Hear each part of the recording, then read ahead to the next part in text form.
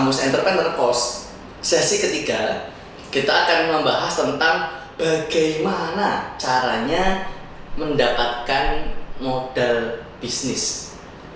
Itu teman-teman. Ya. Di materi utamanya itu, oke. Jadi kita akan diskusi, akan sharing tentang bagaimana caranya mendapatkan modal bisnis untuk pemula. Ya. Saya memulai bisnis dari SMA kelas 2, memulai dari multi level marketing, kemudian bikin bisnis desain, ya, jasa desain. Waktu dulu ada burning CD, ya, sekarang sudah nggak ada burning CD, ada bikin editing gitu, terus burning CD itu masih waktu dulu.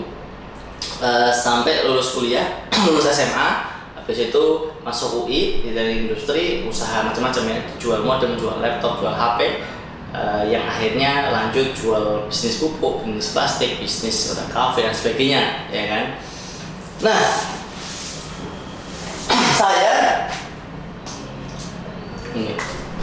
saya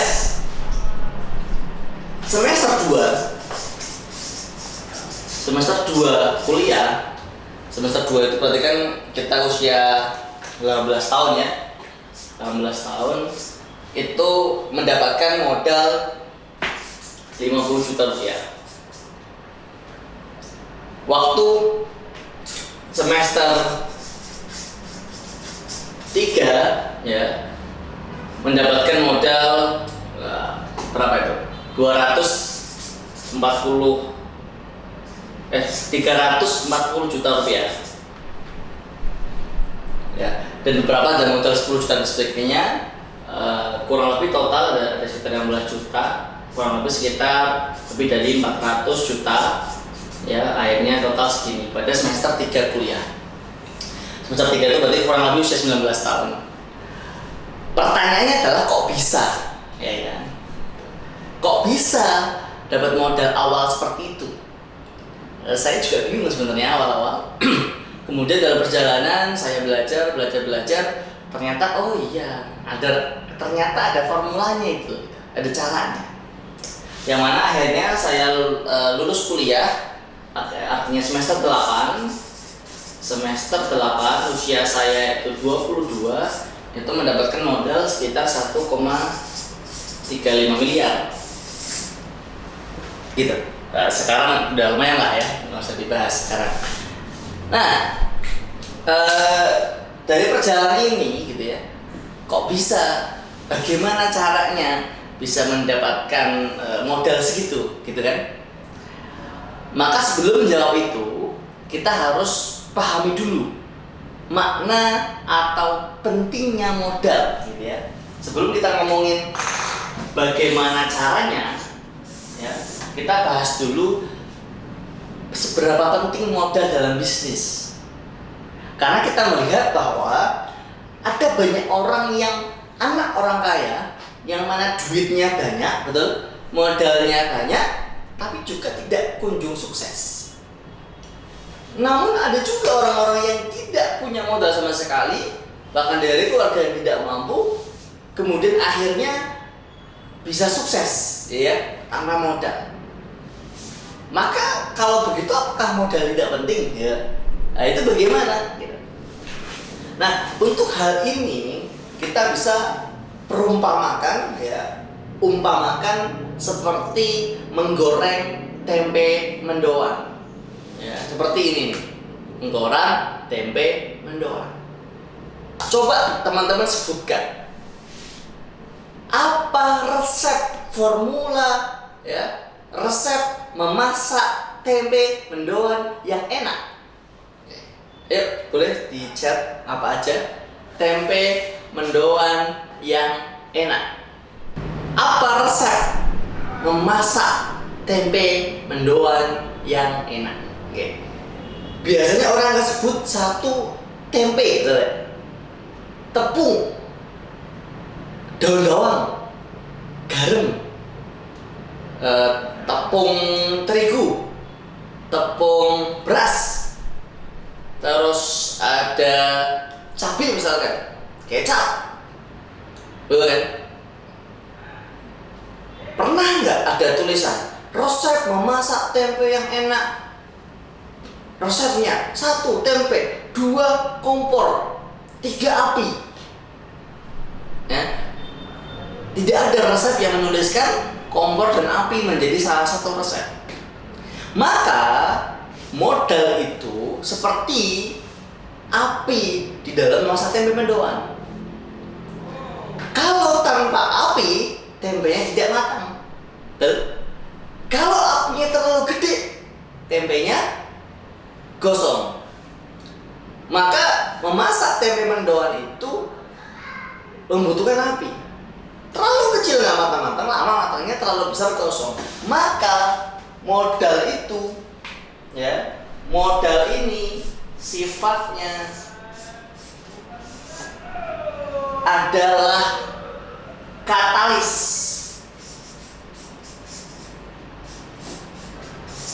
Ya, pendorong, mempercepat matang. Tapi terlalu besar apinya, gosong masakan. Terlalu kecil, matangnya lama. Maka modal itu butuh yang pas. Api itu butuh yang pas, tergantung kita memasak apa. Kalau pengen masak telur, agar telurnya setengah matang gitu ya, nggak gosong, apinya kecil-kecil. Kalau masak air dengan cepat mendidih, pakai air apinya gede gitu ya. Maka ada takarannya. Modal itu ada takarannya. Kalau bisnis kita kecil, kalau kita baru mulai bisnis, jangan pernah menggunakan modal besar, mesti hilang. Kita baru bisnis pertama kali, ya, menjual laptop misalkan, itu kita langsung aku minta modal 100 juta, dipakai kosong tuh bisnisnya. Inilah yang saya alami, ya, yang saya alami langsung di sini.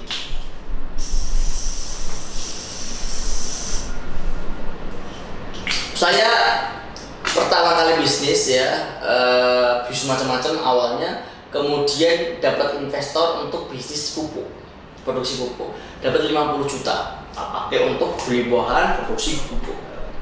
Kemudian nggak lama kemudian, ya, ada opportunity lagi, ada opportunity bisnis plastik, ada botol aqua, gelas aqua, itu kita cacak, kita crusher, kemudian kita kirim ke pabrik, ini didaur ulang. Itu dapat opportunity dari orang, kemudian saya bikin proposalnya, saya ajukan ke investor, ya, ini cepatnya ya, jualannya dapat gitu ya, 50 juta. Sudah opportunity nanam cabai rawit di Tegal, ya, tanahnya nggak perlu nyewa, gratis karena milik warga yang boleh dipakai, milik pemerintah yang boleh dipakai oleh warga. Terus hanya kita tanam, ya, tanpa sewa tanah, jadi tinggal modal pertaniannya aja. Itu modal 150 juta. Nah, modal itu nih semua ini. Ternyata pada semester 4 semua bisnis dengan modal itu semuanya rugi.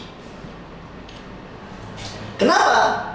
Karena ternyata waktu itu Victor belum kompeten, belum mampu, dan belum layak mendapatkan modal segitu. Artinya apa? Kita masak tempe mendoan yang mau setengah mateng, tapi kita pakai api gede. Yang terjadi akhirnya kosong. Nggak terbiasa megang uang segitu, tiba-tiba dapat uang segitu, kita kelola, salah kelola, ditipu orang, dikhianati teman, akhirnya rugi. Jadi bisnis saya ini, ya, waktu kuliah itu semuanya rugi. Maka saya rugi sekitar 400 juta rupiah. Dan kerugian itu, ya kan, 400 juta rupiah itu kerugian bisnis, walaupun kita menggantinya nggak murni 400 ya. Menggantinya ada bagi rugi lah antar yang patungan gitu ya. Tapi kurang lebih segitu. Nah, bagaimana nih? Apa yang terjadi di situ? Nah, ini dia. Karena modal adalah katalis. Modal adalah yang pendorong, bukan resep utama. Ya. Resep utamanya itu adalah kompetensi.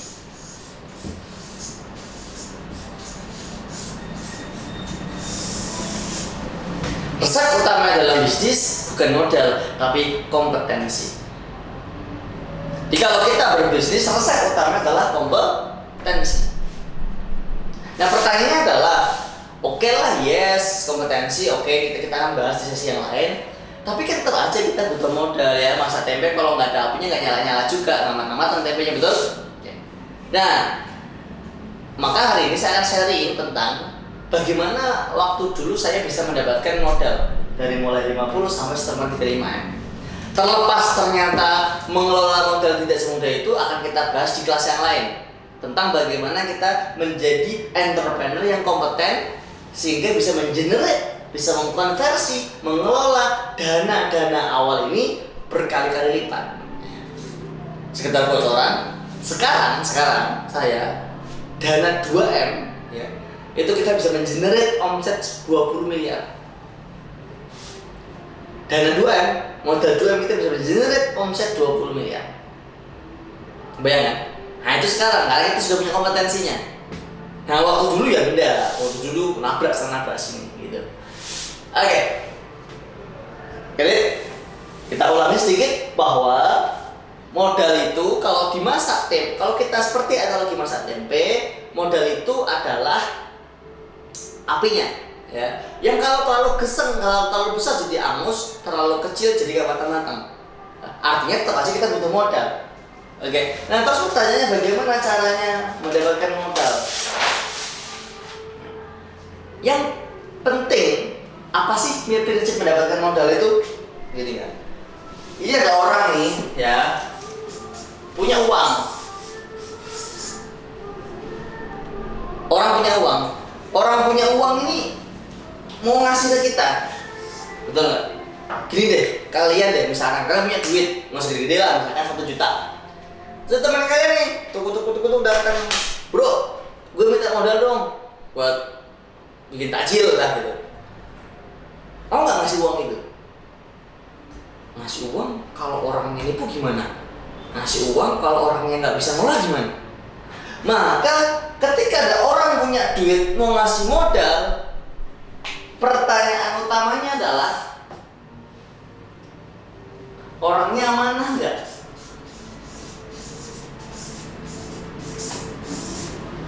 Orangnya trustworthy nggak? Dapat dipercaya nggak? Itu mesti pertanyaan semua orang. Nggak usah orang lain, kita aja kalau ngasih uang ke orang lagi itu mesti pertanyaan, ini amanah nggak orangnya? Dikasih ntar kabur, dikasih ntar malah dipakai kemana? Dikasih nanti malah nggak bisa ngelola. Iya. Pertanyaannya adalah orangnya amanah nggak? Nah, untuk bisa amanah, untuk bisa trustworthy, untuk bisa terpercaya, ya kan? Maka ada langkah-langkahnya. Yang itu yang saya lakukan waktu dulu. Apa? Yang pertama adalah menjadi baik. Oh ini sepele, mendasar, tapi sangat super penting. Menjadi baik. Jadi ceritanya gini, waktu saya pertama kali dapat investor, saya ketika masuk UI pertama kali itu bisnis, ya. Pertama kali masuk UI itu sudah dikenal oleh teman-teman sebagai seorang pebisnis dan orang yang baik. Jadi kalau saya misalkan nih ada teman-teman lagi ngobrol-ngobrolin hal yang enggak yang jorok gitu, yang enggak ini, kalau saya datang, udah betul kita ganti topik gitu kan. Kita dikenal sebagai orang baik. Ada orang ngasih amanah, orang ngasih apa, kita nolong, kita dikenal sebagai orang baik. Ketika saya masuk UI, saya dikenal sebagai pengusaha. Karena saya jualan laptop, HP dan sebagainya modem, saya pun selalu menjaga kebaikan. Kita nolong orang, bantu orang ya, support teman-teman kita. Nah, karena kita dikenal sebagai orang baik, suatu waktu ceritanya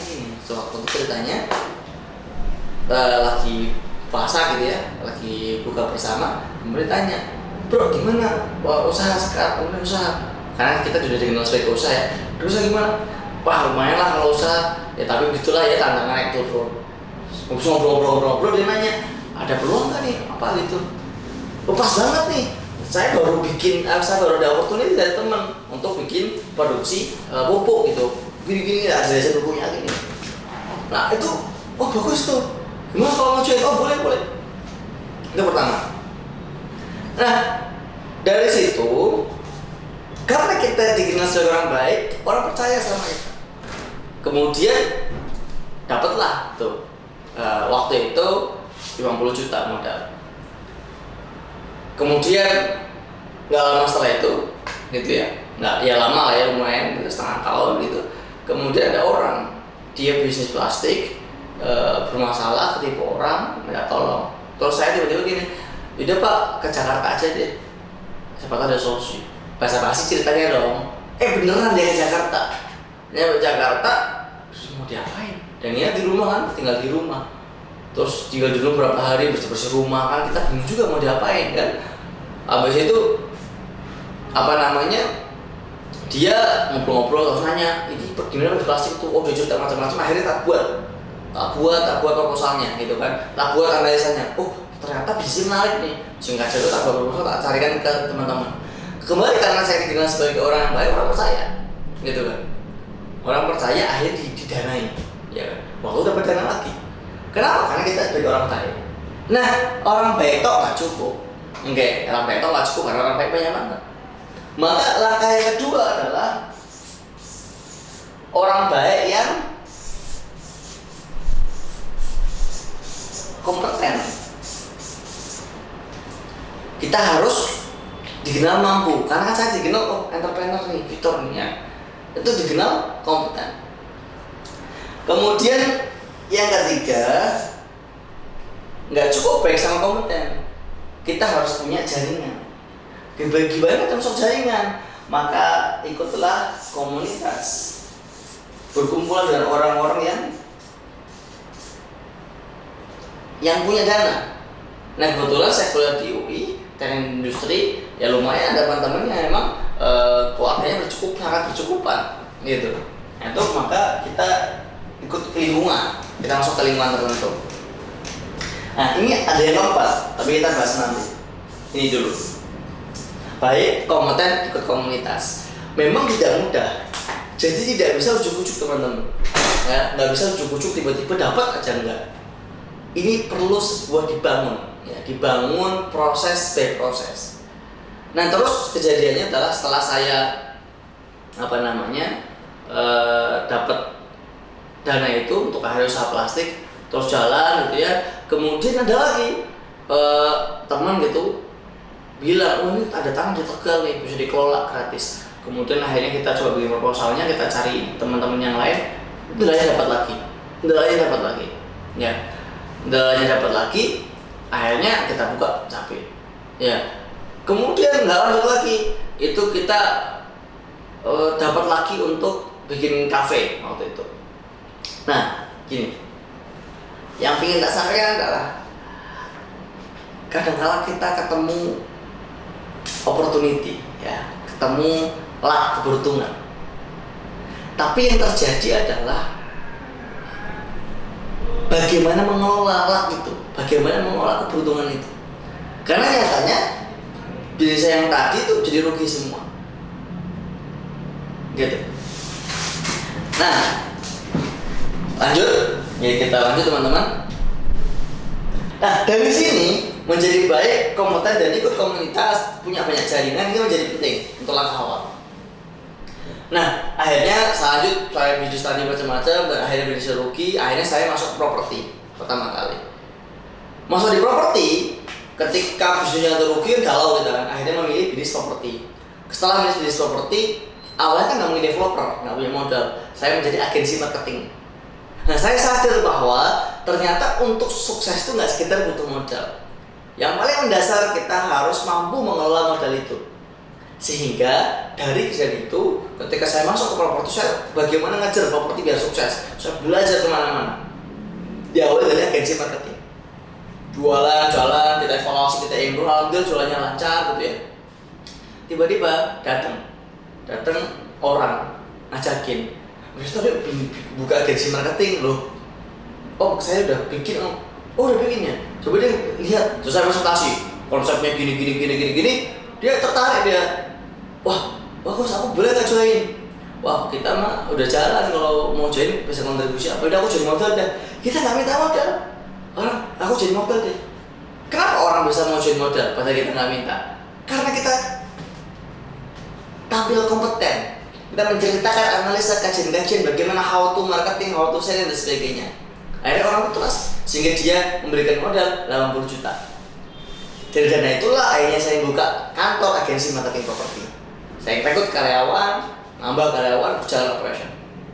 Alhamdulillah karena kita terus semangat, kompeten, bertumbuh terus, jalan naik sampai sekitar setahun setengah, hampir 2 tahun, barulah mikir, oh ini marketing udah bisa, ya, perizinan properti sudah bisa, ini tinggal jadi developer. Setelah itulah kita majuin proposal ke developer, ya kan? Majuin proposal ke developer. Itu juga gampang. Jadi nggak sekali majuin ke investor tolak lagi. Semakin ditolak, semakin kita belajar menganalisa, semakin kita meningkatkan kompetensi kita. Ikut komunitas properti ya, ikut kumpul ke forum-forum tertentu ikut berbagai seminar, terus tampil menjadi pribadi yang baik, terus meningkatkan kompetensi. Maka akumulasi inilah yang lama-lama akhirnya memunculkan opportunity. Gitu. Nah akhirnya dari situ saya belajar satu lagi nih. Ini menariknya yang keempat. Yang keempat apa itu? Saya belajar satu kelas ada Pak Ebi Trunggono. Beliau waktu itu bilang, mau nggak saya kasih tahu rahasia mendapatkan investor? Kan tertarik banget kan. Langsung saya dari duduk belakang langsung pindah ke depan, duduk di lantai. Saking semangatnya pengen dengerin. Terus saya akan bahas nanti malam, gitu. Malamnya, itu ada pelatihan ya, malamnya beliau cerita lagi, oke mau gak kita kasih tahu bagaimana caranya? Wah semangat banget kita itu. Terus beliau bilang gini, mendapatkan investor, strategi cara mendapatkan investor yang pasti dapat adalah ciptakanlah project hodil yang tidak akan tertolak oleh investor. Itu kaget bingung lah. Ya iyalah, namanya investor kan ngasih project yang bagus, betul gak? Kita kan nggak nyambung. Ya iya kayak gitu, betul sih, tapi kan gimana caranya gitu kan? Nah, terus dia bilang lagi, banyak banget orang punya uang. Pertanyaannya adalah, mau nggak orang itu naruh uangnya ke kalian?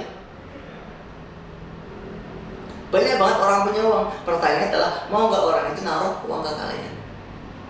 Ya, nah akhir orang itu mau menjadi orang baik, menjadi orang yang kompeten yang bisa ngelola uang itu, kenal banyak orang. Nah yang keempat adalah tadi apa? Ciptakan project hodil.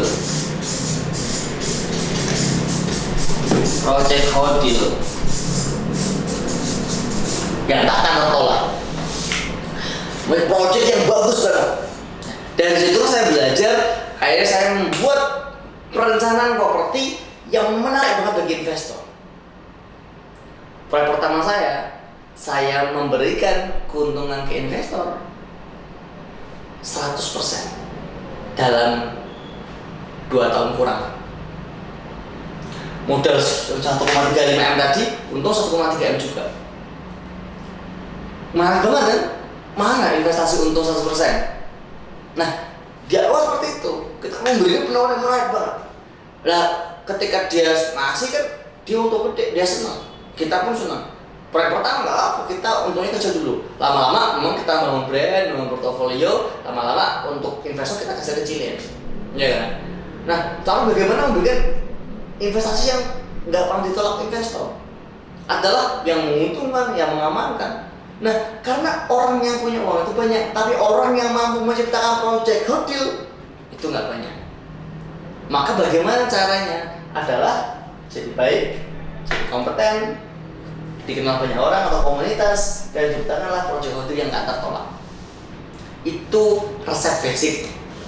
Ya, dengan kita menciptakan project hodil yang nggak tertolak, dengan kita membangun brand yang baik, menjadi pribadi yang amanah, insya Allah opportunity akan datang.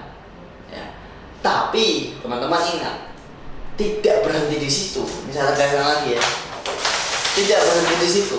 Karena ingat di awal materi tadi bahwa modal itu hanya katalis. Oke, ini note yang paling penting. Ini note yang paling penting sebelum kita tiba-tiba ngajuin modal kemana-mana ya ke investor terus akhirnya rugi malah dikejar utang dan sebagainya. Maka ini note yang paling penting. Kadang-kadang gini, bisnis itu ya kita mulai dari nol terus bertumbuh gitu ya. Nah, pertumbuhan bisnis itu seringkali juga harus diiringi dengan pertumbuhan kompetensi. Kompetensi kita bertumbuh. Cuma kadang-kadang kan naik turun kompetensi ya. Terus ini ternyata bisnis kita bertumbuhnya dengan cepat, kompetensi kita nggak kunjung bertumbuh. Apa yang terjadi di sini? Yang terjadi adalah karena rezeki sama dengan kapasitas, kompetensi adalah strategi untuk mendapatkan rezeki, untuk melancarkan bisnis. Ketika terjadi seperti ini, maka saat kita seperti rugi.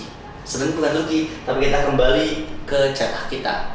Nah, kembali ke tadi, saya di awal mengelola dana banyak, kuliah udah beratus juta mengelola, tapi semua bisnis rugi. Kenapa? Ternyata saya belum kompeten. Maka saya sampaikan, memiliki modal itu penting banget, tapi mengelola modal lebih penting lagi. Karena hidup kita jangka panjang, sosial media sudah mengakses semuanya. Menjadilah pribadi yang amanah, yang betul-betul amanah, bahwa setiap amanah yang diberikan oleh investor kita, pun kecil, pun sedang, pun besar, harus kita jaga. Dan bagaimana betul-betul amanah terlaksana. Bagaimana cara melaksanakan amanah? Itu kompetensi. Sekilas materi kelas sesi singkat malam hari ini. Silakan jika ada yang mau ditanya-tanya, kita bisa diskusi. Jadi resep rahasia mendapatkan modal yang saya lakukan adalah ini. Intinya adalah bagaimana orang bisa percaya menaruhkan dananya kepada kita. Maka kita perlu menjadi pribadi yang amanah, yang dapat dipercaya, trustworthy. Nah, bagaimana kita bisa menjadi pribadi yang amanah? Kita menjadi pribadi yang baik, yang kompeten, yang dikenal oleh banyak orang, komunitas, ikut join komunitas dikenal oleh banyak orang. Ya, dikenal sebagai orang baik yang kompeten. Dan yang terakhir adalah kita menciptakan prosedur yang tidak akan tertolak. Nah, ini semua sebenarnya memiliki ini butuh proses, dan dalam prosesnya kita membangun kompetensi.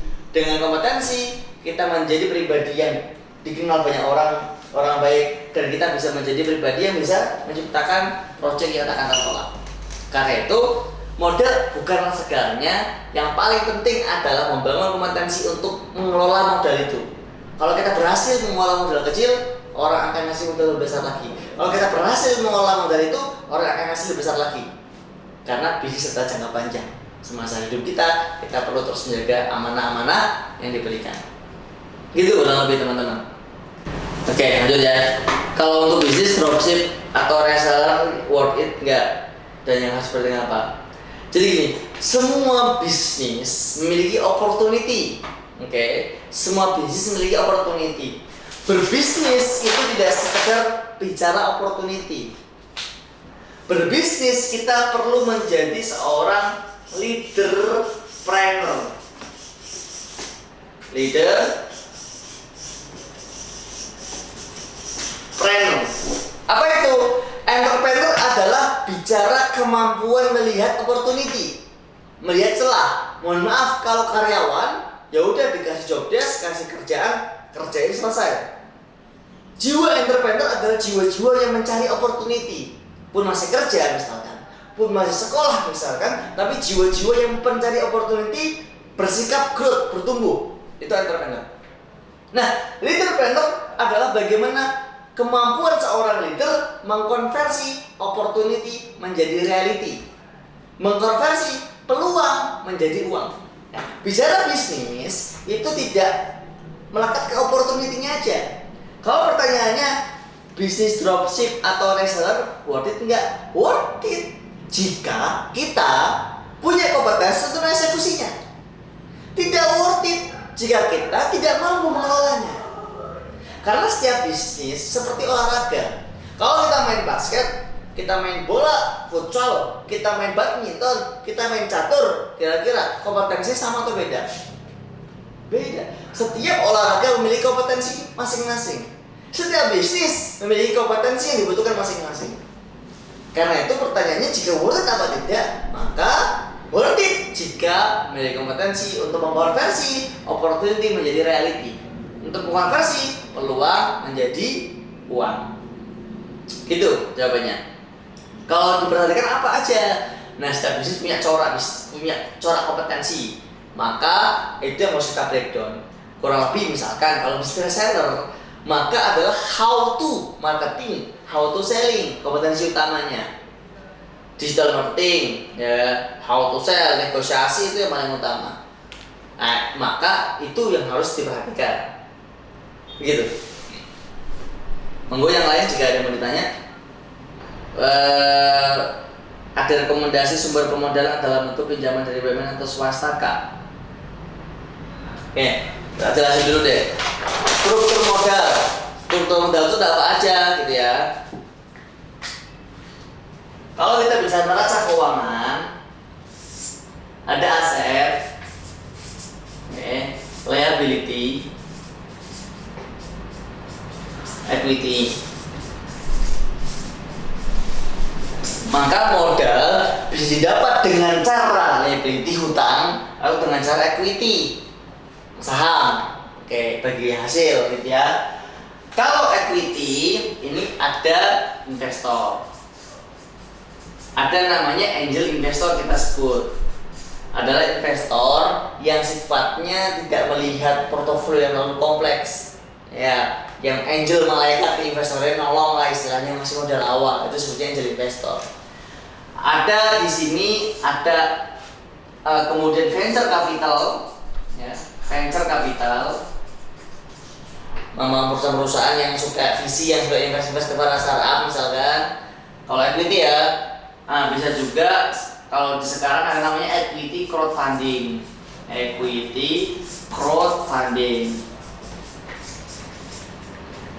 ini fintech. Equity crowdfunding itu fintech, itu ada juga. Jadi equity ada investor personal, ada venture capital, ada equity crowdfunding. Oke. Nah, investor angel atau personal ya. Angel atau personal investor. Ini biasanya dari kenalan. Entah kenalan kita langsung atau kenalan kita. Oke. Nah, bagaimana orang yang kenal sama kita atau kenalan kita mau invest tadi? Bagaimana menjadi pribadi yang baik, yang kompeten, yang kenal banyak orang, yang memiliki produk yang menarik gitu ya. Venture capital itu biasanya agak lebih rigid, kayak dia melihatnya perusahaan keseluruhan gitu ya. Walaupun kalau secara banyak visi-visi yang beli startup yang menarik, bisnis model yang menarik, yang baru-baru digital itu mereka kadang senang. Sedangkan equity crowdfunding ini OJK 37 baru per 2019 sudah keluar dari OJK, itu termasuknya fintech, finansial teknologi, itu namanya equity crowd, bentuknya kayak saham, kayak IPO. Nah, yang terakhir baru IPO. Kalau IPO itu hanya untuk perusahaan-perusahaan besar, ya kan, itu udah perusahaan lebih kompleks lah gitu. Nanti kita bisa juga open kelas IPO kalau lebih detail lagi, nanti kita panggil bicaranya. Nah, ini yang sering muncul. Kalau liability hutang, kalau hutang ini ada sama hutang pribadi, ya, hutang koperasi, hutang bank. Bank itu ada dua jenis, bank umum atau bank BPR. Kalau bank umum ini biasanya yang nasional yang besar itu lebih rigid peraturannya. Sedangkan BPR itu lebih lunak tapi bunganya lebih tinggi. Atau BPR syariah, marginnya lebih tinggi. Ya, ada koperasi juga pinjemin, ada pribadi. Nah, kalau bank juga sekarang ada kayak KUR, kayak usaha rakyat, yaitu banyak tuh bank. Nah, ada lagi satu lagi apa? Bukan equity, bukan liability, tapi di sini langsung masuk cash. Cashnya masuk dari mana? Dari hadiah. Maksudnya nanti kalau cashnya di sini yang berupa equity juga naik sih, equity naik cuma sebagai profit sebenarnya, bukan equity pinjaman modal, bukan menjadi modal usaha. Nah, hadiah apa lomba? Saya semester 1 kuliah lomba PKM perusahaan itu dapat modal 20 juta, ya kan, 10 juta, masing-masing 10 juta, masing-masing kita bikin usaha. Saya ngajuin 2 proposal, dua-duanya lolos dapat 20 juta. Nah, itu juga bisa hibah atau modal dari usaha atau dari hadiah lomba. Nah, gitu kurang lebih sumber-sumber modal. Kemudian kalau misalkan menciptakan pipa penghasilan baru saat bisnis yang satunya mulai agak stabil, namun hanya harus ambil dari bisnis yang satu ini, berisiko tidak Kak? Menciptakan pipa baru atau bisnis baru, ya kan? Modalnya ngambil dari yang stabil ya. Jadi ada dua, ada bisnis yang sudah stabil, kemudian buka usaha baru gitu ya. Modalnya ngambil dari sini boleh apa enggak? Jawabannya boleh selama di dalam perusahaan PAMI ada cash flow. Ada disebut sebagai operating cash flow, OCF. Adalah cash flow uang masuk dan keluar yang berkaitan dengan activity operation perusahaan. Ada namanya FCF, financing cash flow. Cash flow uang masuk uang keluar yang dari pinjaman, financing ya, pinjaman, entah itu membayar pinjaman atau mendapatkan pinjaman. Oke. Ada namanya ICF, investing cash flow, adalah uang masuk uang keluar yang untuk invest, beli lahan, beli aset, menjual aset gitu. Nah, ada lagi namanya adalah free cash flow. Apa itu?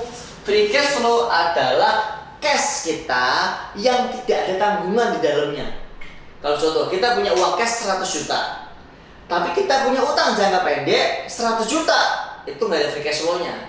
Karena uang yang ada akan kita pakai untuk utang jangka pendek. Katakan kita punya uang 100 juta, gaji karyawan kita sebulan 50 juta, biaya operasional 50 juta, maka nggak ada free cash flow. Karena cash-nya akan digunakan untuk itu. Free cash flow adalah cash yang tidak direncanakan digunakan dalam waktu jangka pendek. Maka jika kita punya bisnis A udah stabil, pengen invest ke bisnis B, boleh asalkan free cash flow. Cashnya ini adalah cash yang nggak ada tanggungan hutang.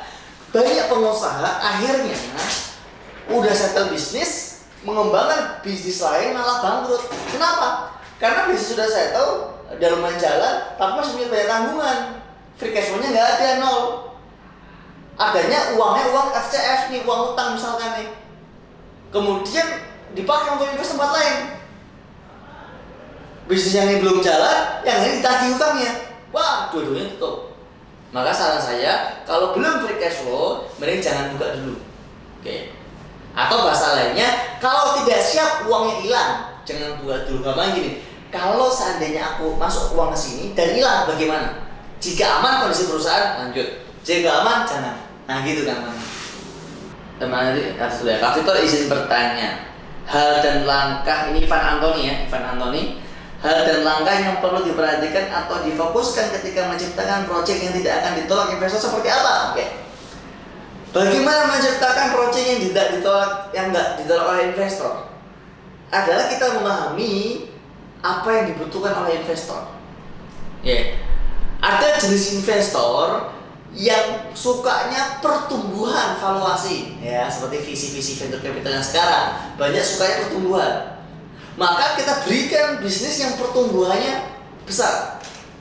Ada yang investor sukanya keamanannya tinggi, risknya terkontrol. Maka berikan investasi opportunity yang risknya terkontrol. Jadi kita melihat dari jenis investornya.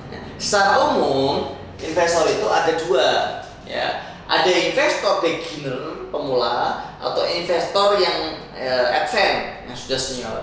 Kalau investor beginner biasanya yang paling diperhatikan adalah risknya rendah, keamanannya rendah. Maka yang paling penting adalah menawarkan produk dengan keamanan yang terkontrol. Jika gagal gini, jika besok gini, jika gini. Gitu. Nah, ada juga investor yang tipe lihatnya opportunity. Maka tawarkan opportunity yang logik. Nah, terus pesan saya yang lain, saya pernah menjadi juri lomba di Malaysia. Itu lomba penyelenggaranya dari Turki, Al-Sharq Forum. Kebetulan saya jadi juri dan itu jurinya ada dari berbagai negara, dari Silicon Valley dan kawan-kawan, pesertanya internasional. Kemudian presentasi bisnis strategi.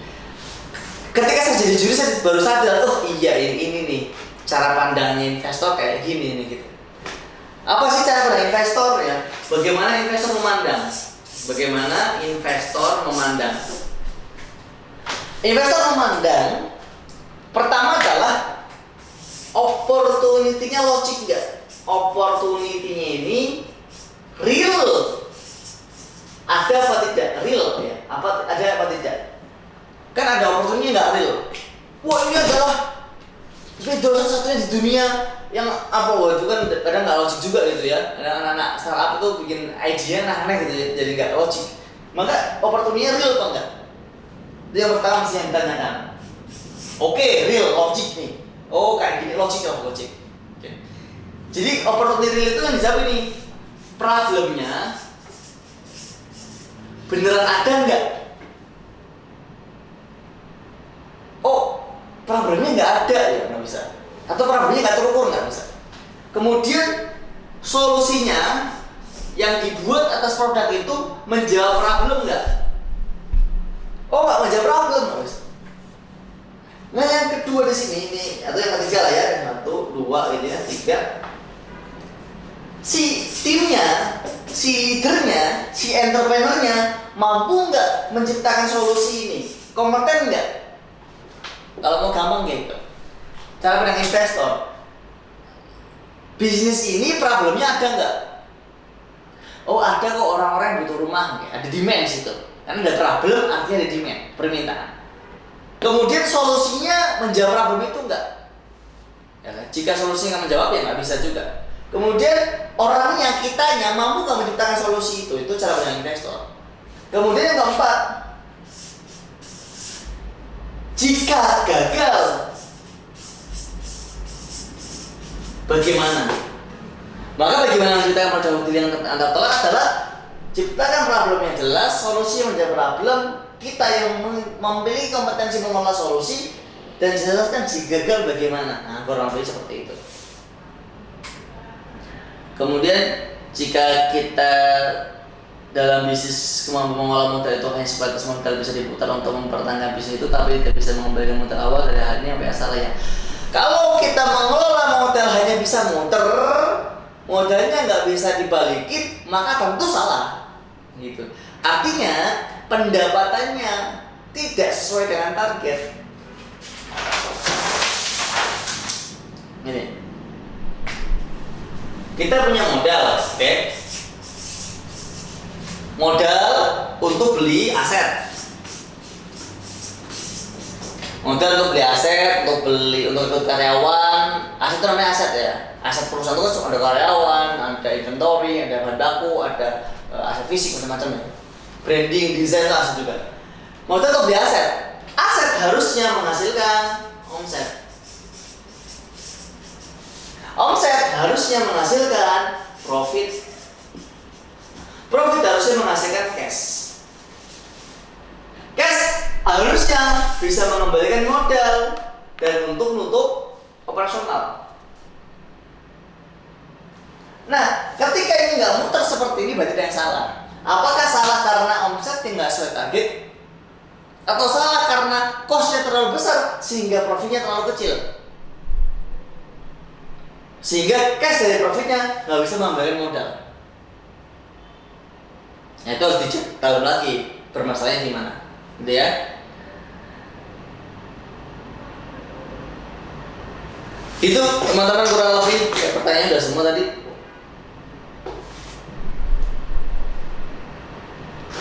Ini Fuad, Mas Fuad nih, Fuad di Bekasi. Kalau tidak punya agunan, bagaimana cara mendapatkan pinjaman modal? Kalau nggak punya agunan, bagaimana cara mendapatkan pinjaman modal? Yang membutuhkan agunan itu adalah bank. Koperasi ada yang butuh, ada yang tidak. Kalau kita anggota koperasi dan sudah dikenal dengan baik, kadang nggak butuh. Pribadi kadang nggak butuh juga. Pribadi butuhnya trust yang paling penting, gitu. Walaupun tentu risiko manajemennya harus kita kontrol, tapi enggak. Makanya sebenarnya kalau nggak punya agunan, gimana kan yang butuh agunan sama bank? Maka jangan minjem ke bank. Entah pakai modal equity, yaitu dengan cara nyari angel investor, personal investor, venture capital, equity crowdfunding. mereka saham, maka mereka nggak butuh agunan. IPO memang sih nggak butuh agunan, tapi kalau baru mulai nggak mungkin bisa. Nah, paling pribadi koperasi juga masih mungkin kan, itu Mas Wan. Jadi memang program ini insya Allah rutin ya.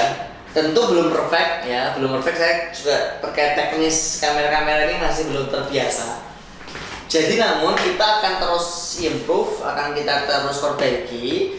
Semangatnya adalah kita ingin sharing knowledge, sharing ilmu. Dan teman-teman yang ada di grup Entrepreneur Course nanti boleh bertanya lagi selama hari Minggu ya, besok hari Minggu boleh bertanya. Nanti saya jawab voice note. Nah, nanti kalau ada materi khusus ingin bedah misalkan contoh cash flow, nah kita nanti mungkin jadwalkan lagi bedah khusus cash flow. Jadi programnya selalu berkelanjutan dan teman-teman boleh minta materi apapun. Saya belajar banyak buku dan banyak terakhir habis 200 juta lebih. Saya sudah rugi 1 miliar lebih kurang lebihnya ya. Dan itu semua pengalaman saya akan berikan secara gratis, cari ilmu secara gratis. Namun memang mungkin ada kendala teknis seperti kamera atau sinyal, itu kita akan coba improve bareng-bareng. Tapi semangatnya adalah kita pengen berbagi, kita pengen sharing knowledge, sharing ilmu, semoga bermanfaat dan semoga teman-teman bisa menjadi entrepreneur yang handal. Ini yang terakhir ya teman-teman. Dalam membangun bisnis lebih baik bertahan tidak memiliki investor tapi mulai aja atau harus cari investor untuk mengembangkan lebih cepat namun tetap berbalik dengan pikiran hutang. Ya gini, membangun bisnis itu ada step by stepnya. Jika kita masih dalam step ada startup, grow up, scale up, operating in big scale. Kalau dalam tahap startup seperti di sisi kelas yang pertama itu sebisa mungkin nggak pakai investor kalau versi saya, ataupun pakai investor saya project nggak berangkat ke saham. Kemudian masuk grow up baiknya belum pakai investor juga. Nah, karena itu pakai investornya ketika visi kita sudah mature untuk scale up, untuk bertumbuh. Jika tidak, mending jangan dulu. Nah, nanti kita akan bahas di lain waktu. Kebetulan waktu Instagramnya sudah habis. Kita tutup sekian malam hari ini. Insya Allah semoga bermanfaat. Dan nanti kita bisa lanjut diskusi di grup Entrepreneur Course. Yang insya Allah semoga kita sharing ilmu, bermanfaat, dan kita bisa belajar dan bertumbuh bersama. Muda beda dunia. Assalamualaikum warahmatullahi wabarakatuh.